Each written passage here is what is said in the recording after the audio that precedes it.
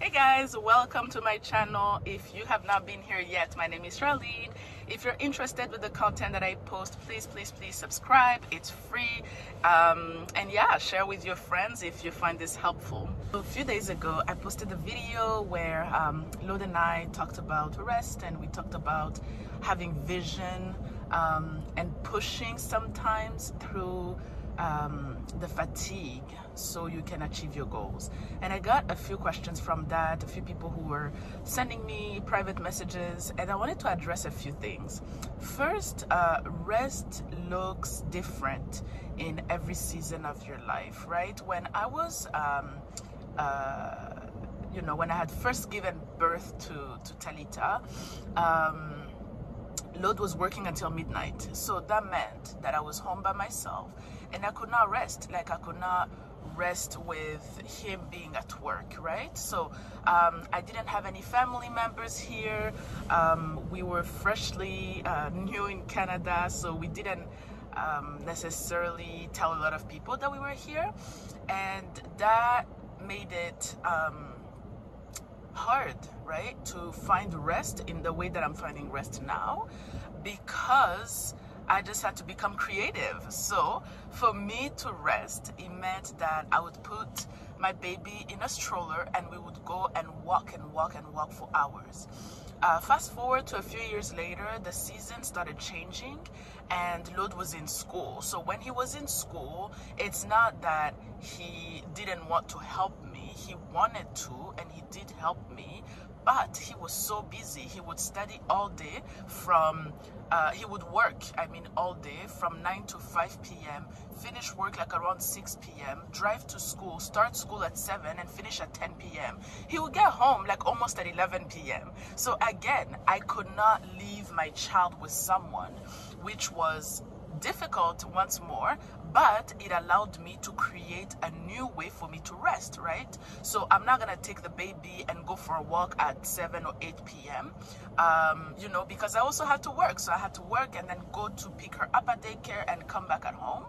And I decided that I will have, since she was small, since she was 3 months old, we trained her to like a very strict schedule. So 7 p.m. she's in bed, always. Like, she's almost 5 and she's still in bed at 7 p.m. And when winter comes, she's in bed at 6 p.m. because technically it's still 7 p.m. So what am I telling you all of that? Because so many moms were reaching out saying like, my husband doesn't want to help, or my husband won't allow me to go.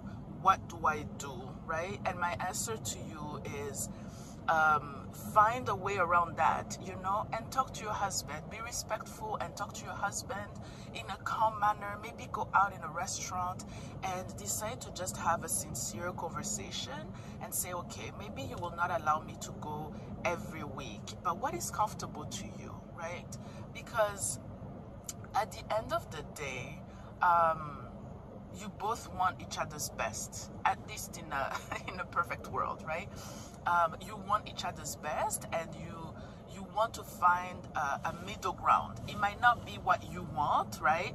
And it might not be what he wants, but how can we bring both our opinions and meet in the middle, okay?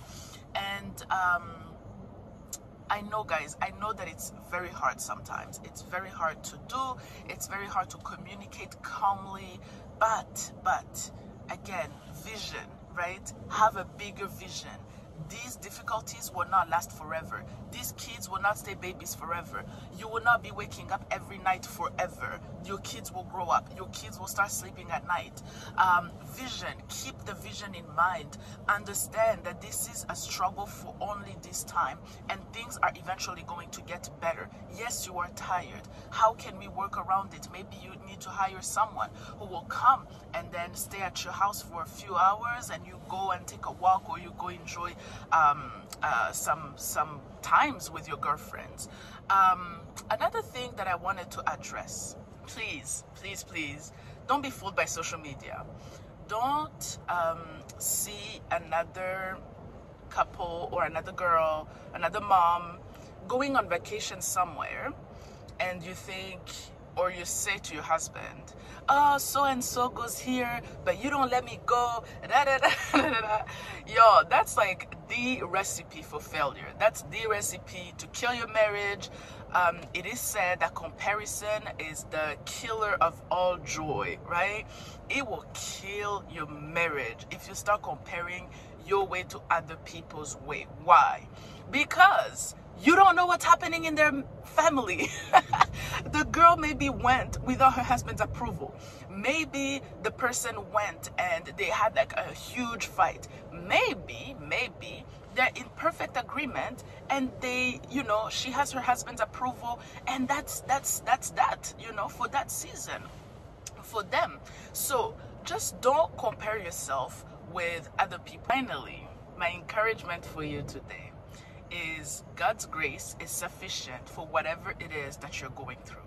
If you are in a place where maybe, you know, like me a few years ago, you are super busy, you are doing more stuff because your husband is working on other things, you both have this big vision of what you want to accomplish in your life, and you are maybe taking more than you did like before, you know, just to know God's grace is sufficient for you.